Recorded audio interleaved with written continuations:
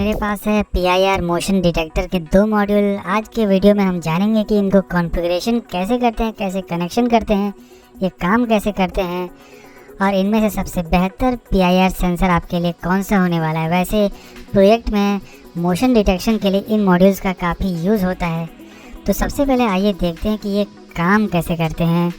तो दोस्तों, ये जो सेंसर होता है इसका एक पूरा मॉड्यूल होता है। इसके ऊपर एक फ्रेनेल लेंस लगा होता है।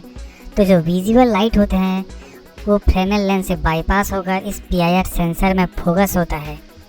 तो PIR सेंसर जो है विजिबल लाइट में स्पेशली इंफ्रारेड रेडिएशन को ही डिटेक्ट करता है। तो जब भी थोड़ा सा भी रेडिएशन में चेंज आता है तो इसको एज ए मोशन इसके आउटपुट में ट्रिगर करता है, आउटपुट देता है। दोनों ही मॉड्यूल में सेम टाइप के कनेक्शन होते हैं, दोनों में ही 3 पिन होते हैं। तो आइए दोनों को कंपेयर करते हैं। सबसे पहले देखते हैं HC-SR505 को। इसका जो ऑपरेटिंग वोल्टेज है वो है 4.5 से 20 वोल्ट और इसका जो डिले टाइम है यानी इसका जो आउटपुट होता है, जब भी कोई सेंस होता है तो इसमें जो आउटपुट होता है वो 8 सेकंड के लगभग होता है। और इसका जो इंडक्शन एंगल होता है यानी इसका जो सेंस करने का जो एंगल होता है वो है 100 डिग्री तक और ये 3 मीटर तक सेंस कर सकता है। देखते हैं अगले मॉड्यूल HC-SR501 मॉड्यूल को, जो काफ़ी ज़्यादा यूज़ होने वाला मॉड्यूल है क्योंकि इसमें जो है सेंसिटिविटी और टाइम डिले को हम लोग एडजस्ट कर सकते हैं। तो इसका जो इनपुट वोल्टेज है यानी पावर सप्लाई वाला जो वोल्टेज है वो है 4.8 वोल्ट से 20 वोल्ट, जो बिल्कुल सेम है 505 की तरह। और इसका जो डिले टाइम है, जैसे कि मैंने आपको बताया कि इसको एडजस्ट कर सकते हैं 0.3 सेकेंड से 200 सेकेंड। और इसका जो ट्रिगर आउटपुट है इसको आप रिपीटेबल और नॉन रिपीटेबल भी बना सकते हैं। खैर, इसके बारे में हम बाद में कहीं से और वीडियो में बात करेंगे। लेकिन सेंसिंग रेंज जो है इसका काफ़ी अच्छा है। पहले वाले में 3 मीटर था लेकिन इसमें जो है 7 मीटर तक ये सेंस कर सकता है। और इसका जो इंडक्शन एंगल है यानी सेंस करने का जो एंगल है वो है 120 डिग्री, यानी पहले से 20 डिग्री ज़्यादा है। तो अब इनको कनेक्शन करना स्टार्ट करते हैं। उसके लिए मेरे पास जो मटेरियल है वो पहले बता दे रहा हूँ। 2 टाइप के मॉड्यूल हैं, साथ में मेरे पास है ब्रेड बोर्ड। इसमें कनेक्शन करना काफ़ी आसान होता है। ब्रेड बोर्ड के साथ मेरे पास है जंपर वायर्स, जो ब्रेड बोर्ड के साथ काफ़ी आसानी से फिट हो जाते हैं। और मेरे पास दोनों के आउटपुट को दिखाने के लिए रेड कलर का और ब्लू कलर का LED है। और साथ में इन LED के प्रोटेक्शन के लिए 2 रजिस्टर्स भी हैं 220 ओम के। मेरे पास मेरे मोबाइल का चार्जर है जो मुझे 5 वोल्ट DC का आउटपुट देता है। इसे कनेक्ट करने के लिए एक छोटा सा कनेक्टर मैं यूज़ करूँगा जो ब्रेड बोर्ड में भी काफ़ी आसानी से फिट हो सकता है। तो ये सारे चीज़ें मेरे पास पहले से रखे हुए हैं। इनको कनेक्शन करने के लिए आप भी इसको अरेंज कर सकते हैं। तो चलिए इनको टेस्ट करना स्टार्ट करते हैं। सबसे पहले मैं आपको मेरे डेस्कटॉप में दिखा दे रहा हूँ कि इनको कनेक्शन कैसे करना है। तो सबसे पहले डेस्कटॉप में मैं अपने इस कनेक्टर को लगाऊंगा और इसके पॉजिटिव और नेगेटिव पिन को सबसे पहले यहाँ पर कनेक्ट कर लूँगा। तो यहाँ पर मेरा एक लाइन 5 वोल्ट का पावर सप्लाई के लिए रेडी हो चुका है।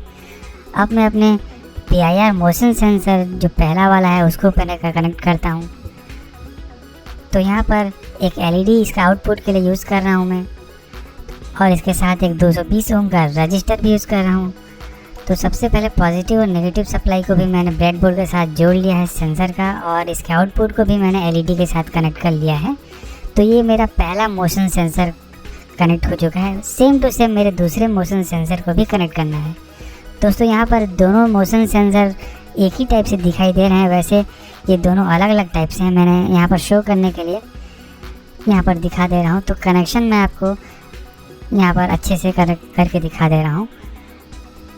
तो ये रहा मेरा सारा कनेक्शन। तो इसी तरह आप भी अपने कनेक्शन को कर सकते हैं अपने मोशन सेंसर को ब्रेड बोर्ड में।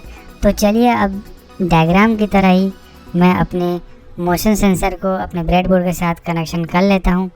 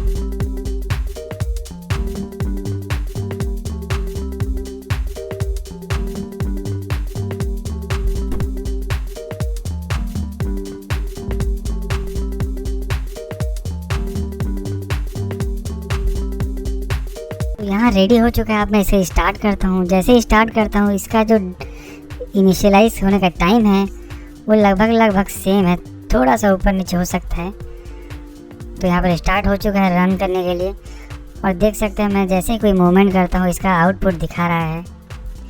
यहाँ ब्लू कलर का एलईडी 505 मॉडल को दिखा रहा है और रेड कलर का एलईडी जो है ये 501 मॉडल को दिखा रहा है। दोस्तों 501 मॉडल में मैंने आपको दिखाया था आप सेंसिटिविटी और टाइम डिले को एडजस्ट कर सकते हैं।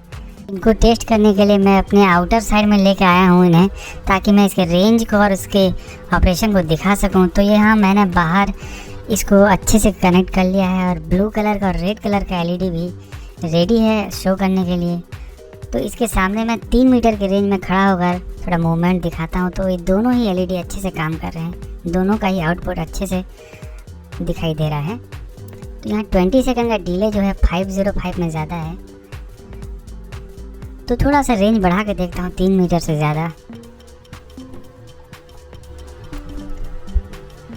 यहाँ पर डिले टाइम थोड़ा ज़्यादा है 20 सेकंड का 505 में, और यहाँ पर दूर से करेंगे तो 501 का जो है रेंज काफ़ी अच्छा दिख रहा है। तो दोस्तों ये रहा आज का टेस्टिंग। आप मुझे बताएंगे कमेंट करके कि आपको कौन सा सेंसर मॉडल ज़्यादा अच्छा लगा, क्योंकि इसमें काफ़ी सारे डिफरेंस जो हैं मैंने आपको बता दिए हैं। ऐसे और टेस्टिंग वाले वीडियो हम आगे लाते रहेंगे। अगर आपको ये चैनल में ऐसे वीडियो देखना है तो हमारे चैनल से जुड़ जाइए, सब्सक्राइब करके और लाइक करके आगे ज़रूर बढ़िएगा। आज के वीडियो के लिए इतना ही, मिलते हैं अगले वीडियो में। Thanks for watching.